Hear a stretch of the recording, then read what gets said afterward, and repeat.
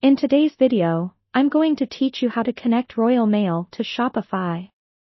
This is an essential step if you're looking to streamline your shipping process, ensuring that orders placed through your Shopify store are seamlessly integrated with your Royal Mail account. Let's walk through the whole process together, so you can get everything set up with ease. First things first, let's start by accessing your Shopify admin panel.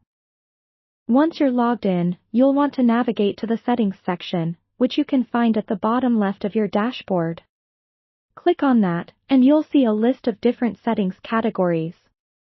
What you need here is the Shipping and Delivery option. By clicking on this, you'll find all the settings related to how you deliver products to your customers. Now that we're in the right place, you need to add your shipping carrier. Look for the section titled Manage Rates. Once there, you'll spot a button or link that allows you to add a shipping carrier. Click on it, and you'll be prompted to choose from various shipping services. Select Royal Mail from the list, as that's our focus today. After selecting Royal Mail, you may need to agree to any terms or conditions they might have. This step is critical to ensure compliance with Royal Mail's service requirements. After agreement, enter all necessary details to integrate Royal Mail with your Shopify store effectively. Here, you'll be asked for your Royal Mail account credentials. Make sure you have this information handy. If you don't already have an account, you'll need to visit Royal Mail's website to set up one before continuing. It's important to ensure that the credentials you enter are correct, as any errors here might prevent successful connection. Next, you may come across customization options.